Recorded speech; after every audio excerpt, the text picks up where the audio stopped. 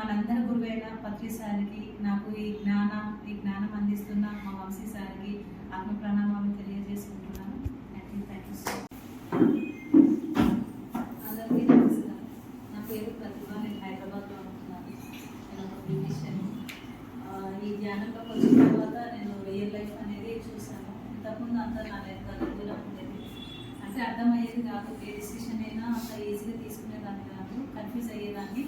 ఈ ధ్యానంలోకి వచ్చిన తర్వాత అర్థం చేస్తున్నాను. సిచ్యువేషన్స్ ఎదుటి వ్యక్తి నుంచి అన్నీ చేసుకోవడం వల్ల నేను ఏదైతే పొందుతున్నానో అది అందరికీ తెలియాలి. నాలో జరుగుతున్న థెరపీలు నా లైఫ్లో ఉన్నాయని ఇంకా అందరికీ తెలియాలని ఉద్దేశంతో ధ్యాన ప్రచారము క్లాసెస్ అని చాలా మంది పెట్టేస్తున్నాను. అసలు ఆధ్యాత్మిక అంటే ఏంటి? ఆధ్యాత్మిక అంటే నీ యొక్క ఆత్మ గురించి, నీ ఆత్మ గురించి నువ్వు తెలుసుకోవడం, నీలో ఉన్న దైవత్వాన్ని గుర్తించి ధర్మంగా ఉంటూ పుణ్యకర్మలు చేసుకుంటూ ఉన్నతంగా ఎదగాలని తెలుసుకోవడమే ఆధ్యాత్మికత.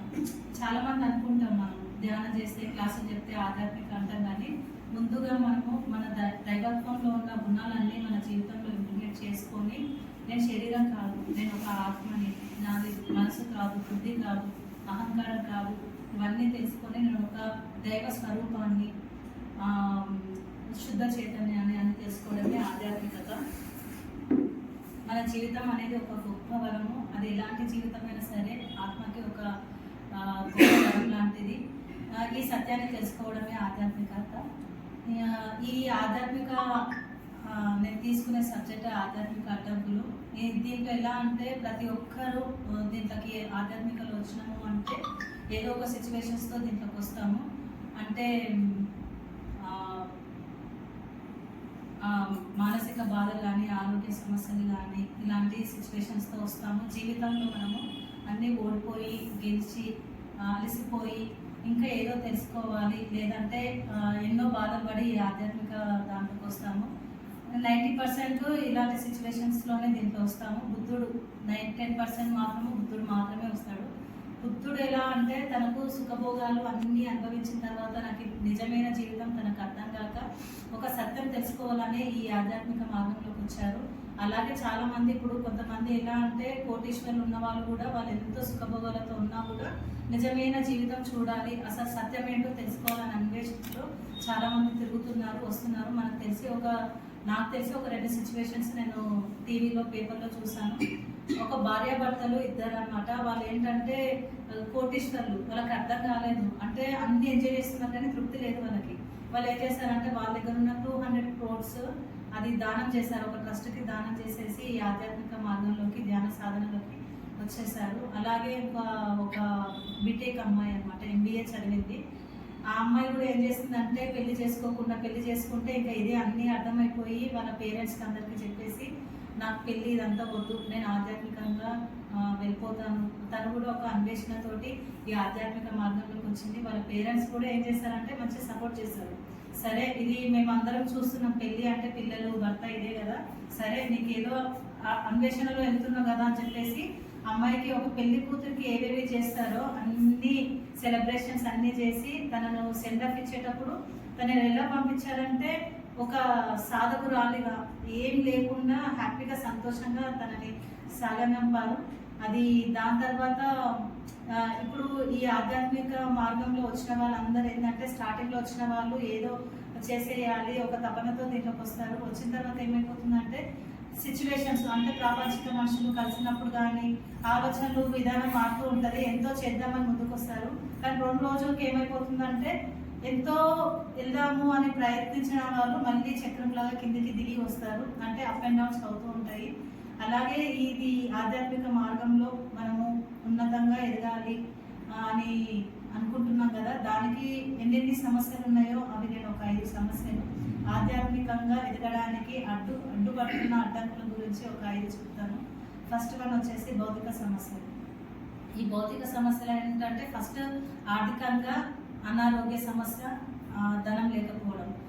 ఆరోగ్య సమస్య ఇప్పుడు మనకు బాగుండదు, మనకి హెల్త్ సపోర్ట్ చేయనప్పుడు ఎంత ధ్యానం చేద్దామని కూర్చున్నా కూడా అది కుదరదు. కూర్చున్నాం అనుకుంటాం కానీ అది మనకు కుదరదు. అదేంటంటే ఆ హెల్త్ ప్రాబ్లం కూడా మనకి ఏమవుతుందంటే ఈ సాధన మార్గానికి అడ్డంకిగా మారుతుంది. ఇంకోటి ధనం ఇప్పుడు మనము ఏ పని చేయకుండా ఇంట్లో కూర్చుంటే ఇంట్లో అవ్వదు. ఇప్పుడు మనల్ని నమ్ముకున్న వాళ్ళు మనకంటూ ఒక బాధ్యత ఉంటుంది. మన సాధన చేసుకుంటూ ఇది తిరుగుతూ ఉన్నాం అనుకోండి, మన ఇంట్లో ఇప్పుడు భార్య ఉంటుంది, ఆయన సాధన చేసుకుంటూ తిరుగుతూ ఉంటే వాళ్ళని చూసుకోవాలి కదా. అయితే దీంట్లో ఏంటంటే సంసారంలోనే నిర్మాణం, అంటే సంసారంతో ఉంటూనే ఇదంతా చేసుకోవాలి. మనకి నేర్పించింది మన కృషుల దగ్గర నుంచి మనం నేర్చుకుంది అదే, సంసారంలో ఉంటూ నిర్మాణం చేసుకోవడము. ఎలా అంటే నాకు ఒక ఫ్రెండ్ కూడా ఉందన్నమాట, ఫ్రెండ్ కాదు తెలిసిన అమ్మాయి. అమ్మాయి ఏం చేసిందంటే ఈ డబ్బులు మా పనావిడ, మా ఇంట్లో ఉన్న పనావిడ ఏం చేసిందంటే నాకు డబ్బులు కావాలి, నాకు ఒక 2000 ఇవ్వండి మేడం, నేను సరుకులు తెచ్చుకుంటా అంటే సరే అని 2000 ఇచ్చాను. ఇచ్చిన తర్వాత ఏం చేసిందంటే నెక్స్ట్ డే మళ్ళీ వచ్చి ఇంకా డబ్బులు అడుగుతుంది, నేను మళ్ళీ సరుకులు తెచ్చుకుంటా అంటే నేను ఇచ్చాను కదా నేను అంటే, వాటితో ఆమె చీరలు కొనుక్కుందంట, 3 చీరలు కొనుక్కుందంట. అంటే ముందు జాగ్రత్త లేదు ధనం గురించి. ఇప్పుడు డబ్బులు లేవు, నాకు ఎవరు ఇవ్వట్లేదు అంటే సరే తనకు యూజ్ అవుతాయి కదా అని నేను తీసిచ్చాను. తను ఏం చేసిందంటే అవి సరుకులు కొనుక్కోకుండా చీరలు కొనుక్కుంది. అంటే ముందు ఆలోచన లేదు, ముందు గురించి ఆలోచించాలి. అంటే ఒక ప్లానింగ్ కానీ, ఇప్పుడు జనాలలో డబ్బులు ఎక్కువైపోతున్నాయి, ఎక్కువ ఉండడము ప్రాబ్లం అయిపోతుంది, తక్కువ ఉండడం కూడా మనకి ప్రాబ్లం అయిపోతుంది. అట్లా అనారోగ్య సమస్య అడ్డంకిగా మారుతుంది, ధనం లేకపోవడం కూడా ఒక ఫ్యామిలీ డిస్టర్బ్ అవుతుంది. ఎలా అంటే ఇప్పుడు మనము ఈయన చాలా వరకు ఏమంటారు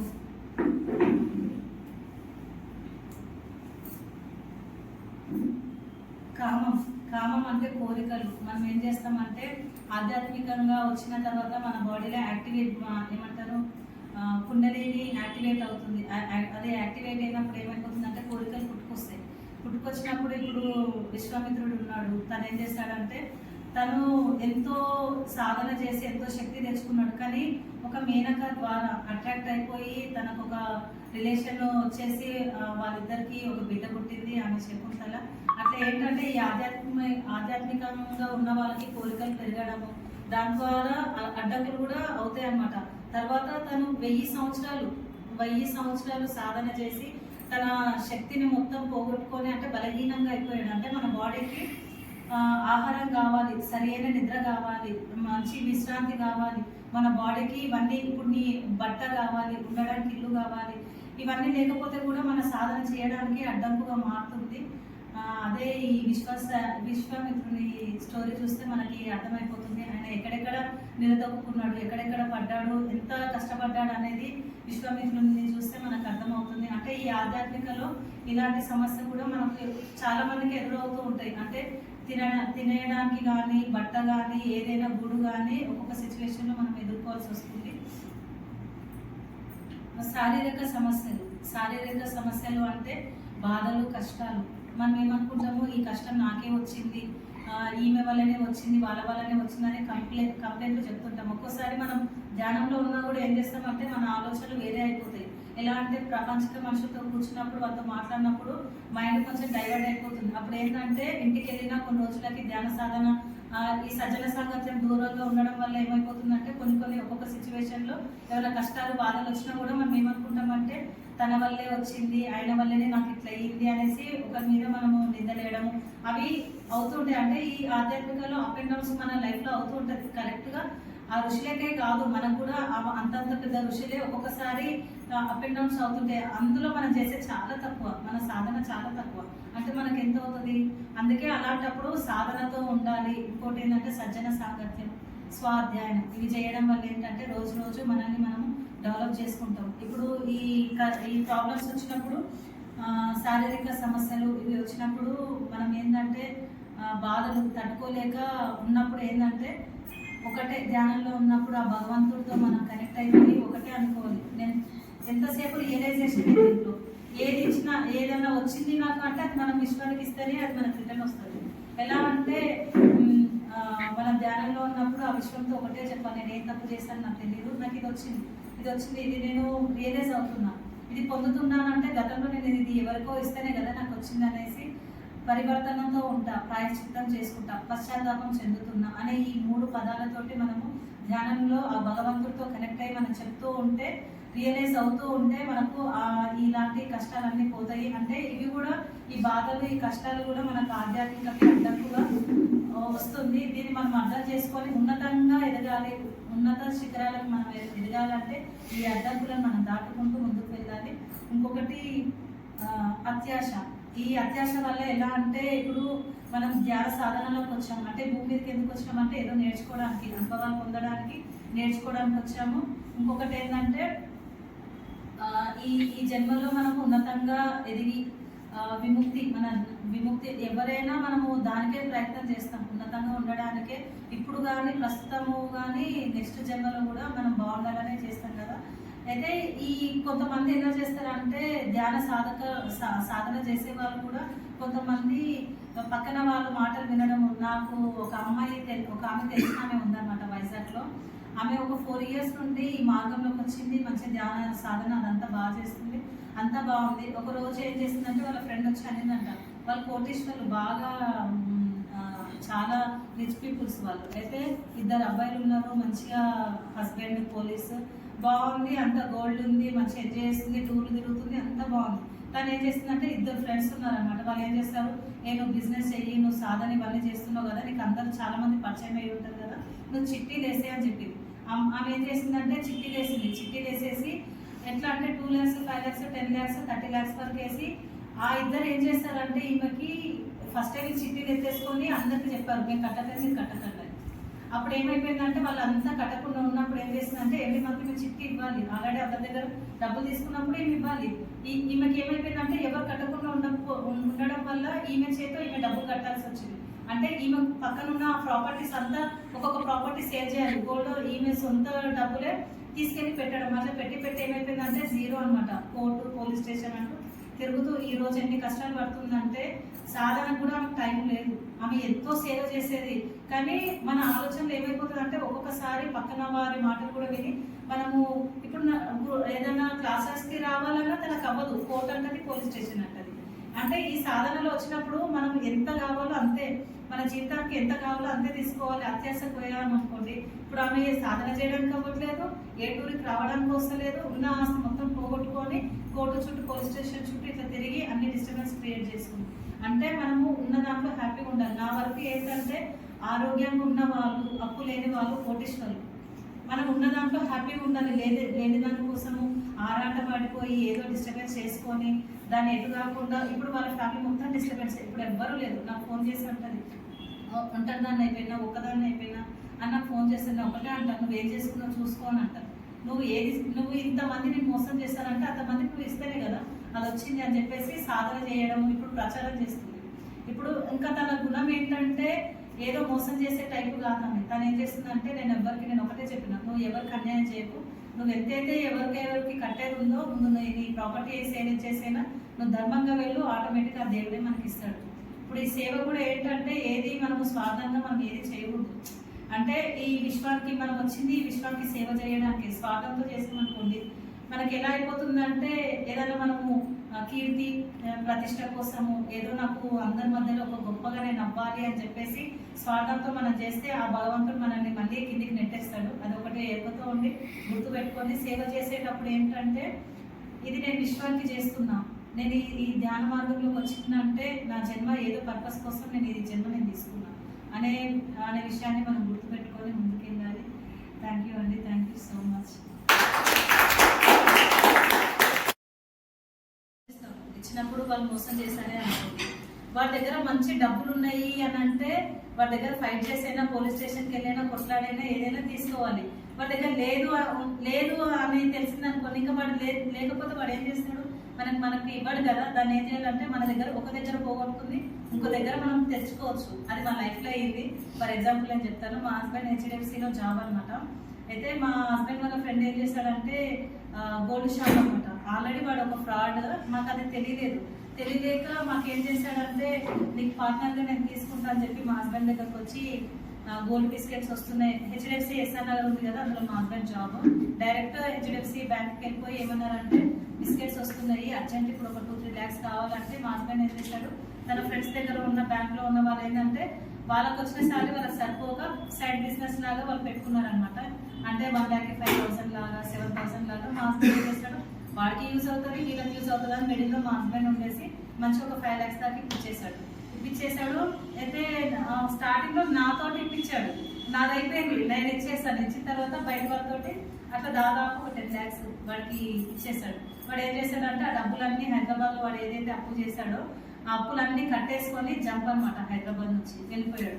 వెళ్ళిపోయినాక ప్రతి నెల మా హస్బెండ్ ఏమంటారు జాబ్ చేసినాక వచ్చిన శాలరీస్ అక్కడ బ్యాంక్ లో అందరికి కట్టేస్తే ఇంటికి వచ్చేస్తుండే 1 రూపీ లేకుండా. అయితే మాకు ఫస్ట్ నుంచి పెళ్లి కాకముందు మా ఆయనకి ఒకటి ఉందన్నమాట, ఎలా అంటే నేను బిజినెస్ లో దిగాలి, లోన్స్ అనమాట. ఆ లోన్స్ లో నేను దిగాలి, నేను చెయ్యాలి అనేది ఒక థాట్ ఉండే. కానీ పెళ్ళైన కొత్తలో బిజినెస్ అంటే అది అవుతుందో కాదో మనకు తెలియదు. జాబ్ బాగుంది కదా, మంచి శాలరీ కదా అని చెప్పి ఆయన మైండ్ మొత్తం బిజినెస్ మీద ఉన్నా కూడా జాబ్ చేసేవాడు మా కోసం, డిస్టర్బ్ అవ్వద్దు అనేసి. అయితే ఈ మనకి యాక్చువల్లీ మనం ఒకటి అనుకుని వస్తాం, ఈ భూమి మీద ఇది చెయ్యాలని వస్తాం, కానీ మేము చేయలేకపోయినాం. కానీ ఈ వ్యక్తి ద్వారా మాకు ఒకటి సిచ్యువేషన్ జరిగింది. మా హస్బెండ్ ఏం చేస్తాడంటే ఈ డబ్బులు సరిపోతలేవని జాబ్ చేస్తూనే బిజినెస్ చేస్తాడు. చేసిన తర్వాత ఈ శాలరీ కంటే మాకు బిజినెస్ లోనే డబ్బులు ఎక్కువ వచ్చేది.